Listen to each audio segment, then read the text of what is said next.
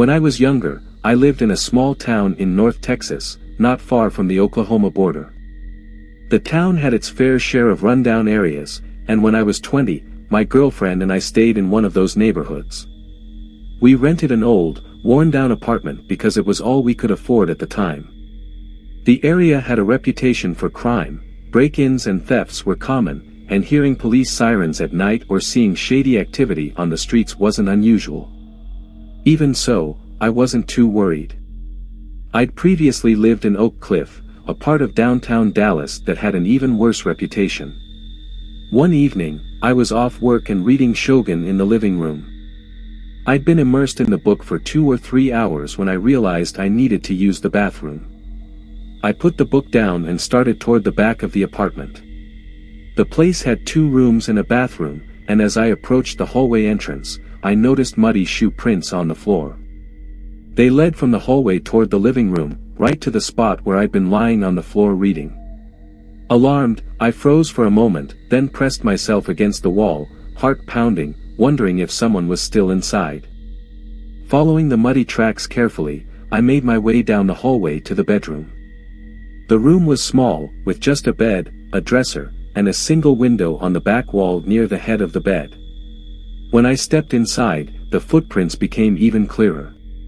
They started at the window, crossed over my bed, and then looped back to the window.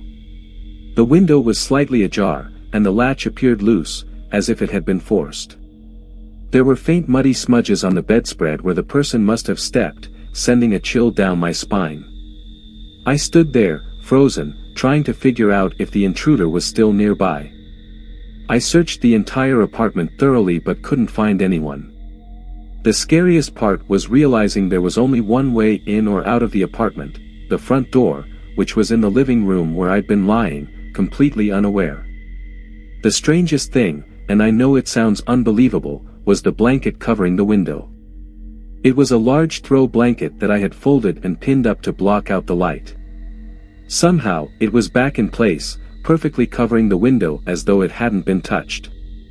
But the intruder must have moved it aside to climb through and get in. It was chilling to think they had walked through the apartment, all the way to the living room where I'd been lying with my back turned, completely vulnerable. They might have stood there for a moment, watching me, before leaving. For weeks after that night, I couldn't sleep properly. I kept feeling like someone was watching me. My girlfriend was concerned at first, but since she hadn't been there, she didn't fully understand why it affected me so deeply. Over time, she became frustrated with how anxious I was and suggested we move, but it took years for me to fully move past the experience.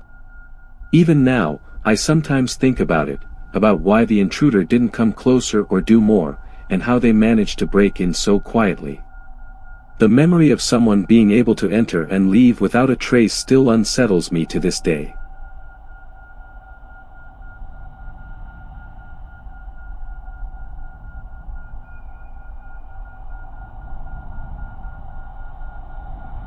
This happened about 6 months ago when I was getting ready for bed in my room around 10:30 p.m.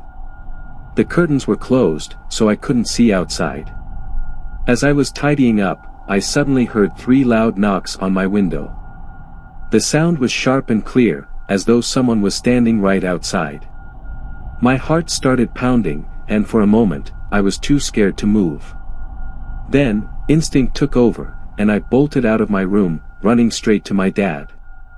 I was so shaken that I could barely explain what had happened. We live in a busy neighborhood, so hearing noises isn't unusual, but this was different. The knocks were distinct and deliberate, as if someone wanted to make sure I noticed them. The strange thing is, my bedroom faces the back of the house, away from the road. Whoever knocked would have had to walk into the backyard. I asked my dad to check, and he opened the curtains, but there was no one there. He even went outside to look around, but the yard was empty. I tried to convince myself it was just my imagination or maybe an animal and went to bed, still feeling uneasy. The next night, almost at the exact same time, I heard the same 3 knocks on my window. They were clear and deliberate, just like before. My stomach dropped, and I didn't waste any time, I ran straight to my dad again. He came to my room, opened the curtains, and checked the backyard with a flashlight, but again, no one was there. This time, the unease didn't go away. I couldn't bring myself to sleep in my room that night, so I grabbed a blanket and pillow and slept on the floor in my parents' room for the next few nights. Nothing happened for about a week. Then, one evening, around 8:30 or 9 p.m., I was home alone and on FaceTime with a friend when the knocking came again, 3 loud knocks on my window. I panicked and ran to my parents' room to call them. They were out of town and told me to ask the neighbors to check. I called, but the neighbors didn't see anyone outside. The next incident was even more unsettling. It was around 1 a.m., and I was woken from a deep sleep by knocking. This time, it wasn't just 3 knocks, it was a steady, deliberate series of knocks that went on for longer. I thought about pulling back the curtain to see what was outside, but fear got the better of me. Instead, I ran to wake up my parents, but they were tired of the situation by then and dismissed it as nothing. Over the next several nights, the knocking continued, not every night, but enough that I couldn't relax in my room anymore. Eventually, my parents decided I should switch bedrooms. They converted the office into a new room for me and moved all my things, hoping the change would help. At first, it seemed to work. For 3 nights, everything was quiet, and I started to feel safe again. But then, it happened once more. Late at night, I heard the same 3 knocks, loud and deliberate, on the window of my new room. This time, I decided to face my fear. I carefully pulled back the curtain, and there, outside my window, I saw someone crouching. It looked like a man, or perhaps a strong woman, wearing a gray hoodie and dark jeans. It was hard to make out the exact colors in the dark, but they seemed gray or black. My heart was racing as I slowly closed the curtain and ran to tell my parents. This time, they took me seriously. They called the police, who came and searched the property but didn't find anyone. With no solid evidence aside from my description, there wasn't much they could do. However, they recommended installing security cameras around the house, particularly near my bedroom window, to keep an eye on the area. The next day, we set up cameras pointing at the window and around the house. While the knocking hasn't happened since, the experience left me feeling on edge for a long time.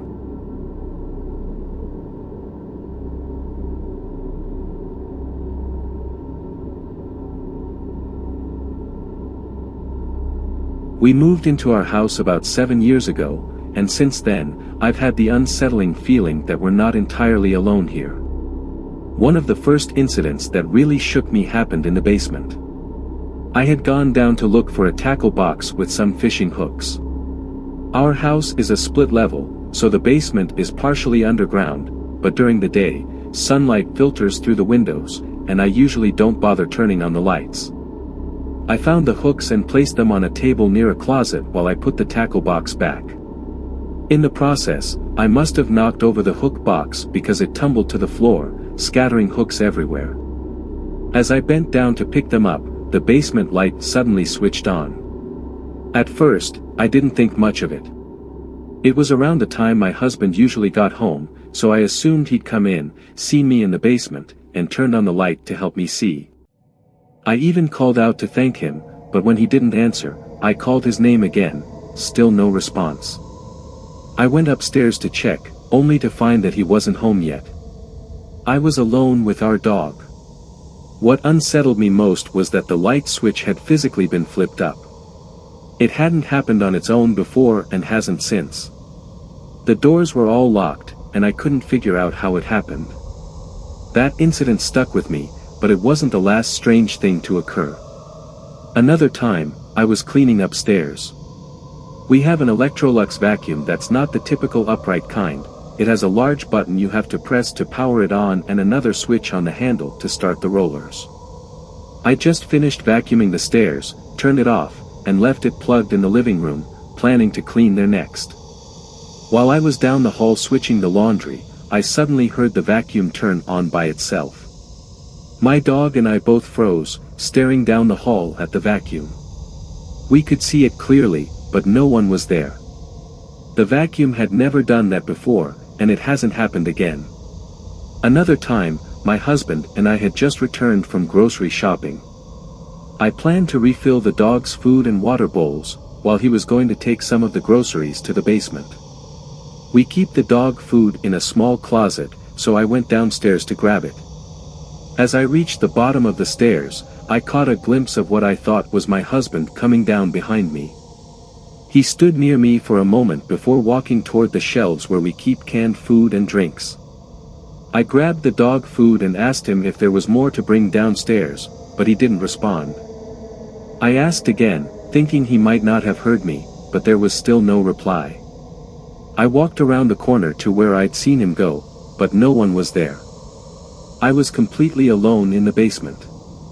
When I went back upstairs, I found him on the other side of the house and asked if he'd been downstairs, but he hadn't gone down yet.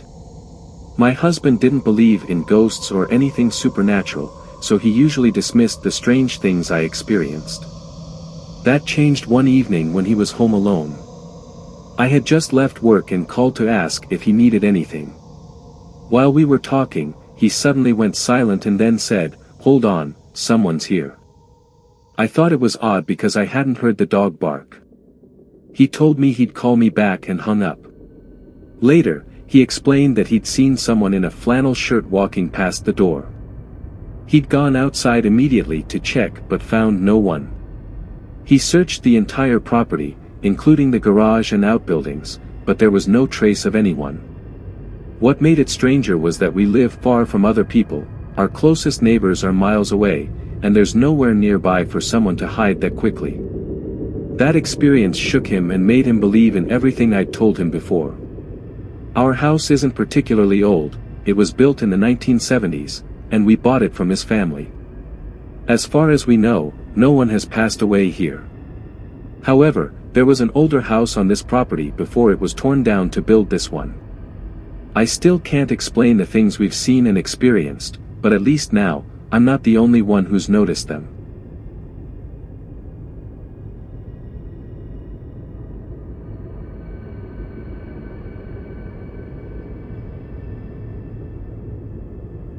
When I was about 16, my dad, brothers, and I lived in an old, run-down house far from town.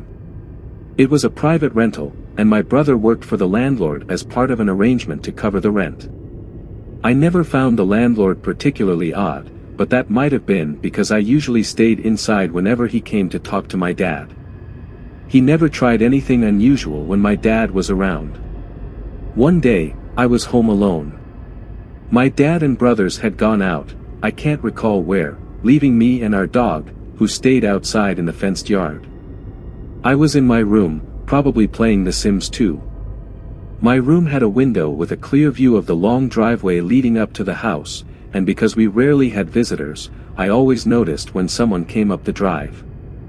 That day, as I glanced out of habit, I heard my dog barking in the distance.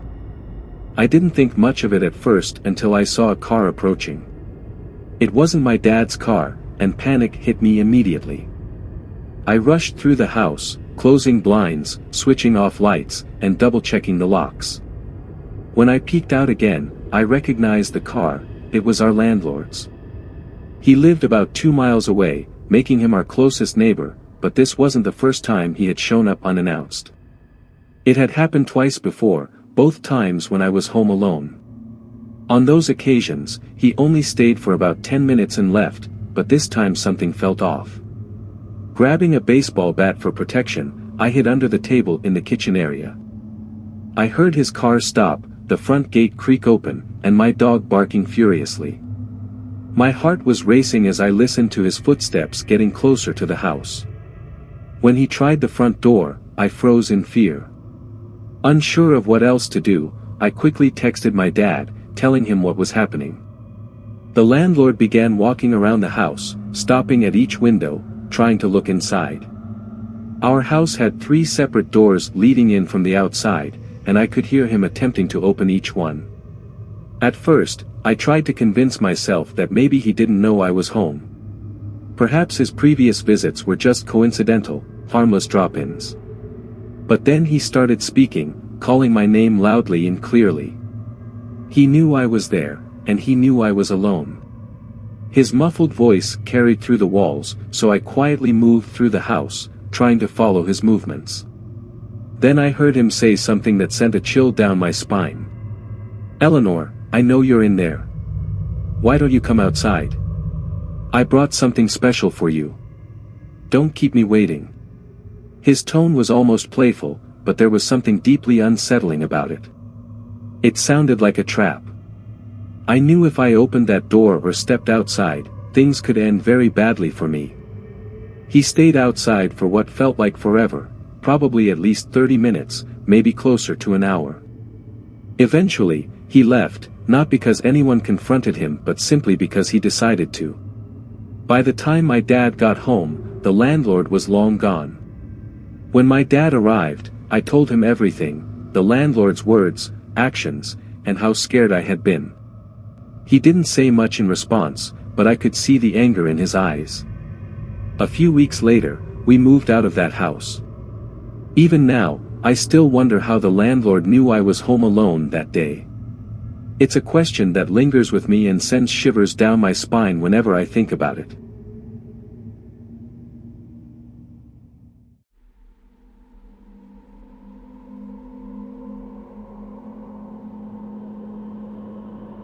When I was about 13 or 14, my friends and I decided to hang out at a park near the woods. We were walking along a quiet trail, chatting and enjoying ourselves, when we suddenly heard an unusual sound behind us. We turned around, and my stomach dropped. Standing there was an older man, probably in his 60s, wearing dirty clothes. His dog stood silently by his side, and he was staring directly at us. Something about the way he looked at us made us uneasy.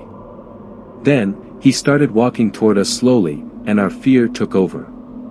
Without a second thought, we bolted up a set of stairs that led to a bridge, yelling as we ran. Once we reached the top, we stopped to catch our breath and glanced back, expecting to see him continuing down the path with his dog or maybe giving us a puzzled look. Instead, we saw him staring up at us, his head tilted and eyes locked on us, as he limped quickly toward the stairs. Our panic hit a whole new level. We sprinted as fast as we could down the other side of the bridge, deciding to split up at a fork in the trail, knowing the paths would eventually reconnect. We ran silently, our hearts pounding, and when we finally regrouped at the meeting spot, we were out of breath and trembling. We debated what to do next. The path we'd come from was the quickest and safest way back to the playground area, but the thought of encountering that man again terrified us. After some hesitation, we decided to take a more open trail where we could see further ahead and feel less trapped. For a while, it seemed like we'd been overreacting, and we started convincing ourselves that it was all in our heads. But just as we neared the bridge again, dread washed over us. There he was, walking slowly down the stairs. We froze for a second, but when he saw us, he immediately turned and began climbing back up toward us. Without a word, we turned and ran, taking random twists and turns through the trails, desperate to get as far away as possible. Eventually, we made it back to the playground, where other families were gathered, and only then did we feel safe again. We avoided going into those woods for a long time after that. Even now, more than a decade later, we still talk about that day, wondering why he was so determined to follow us and what his intentions could have been.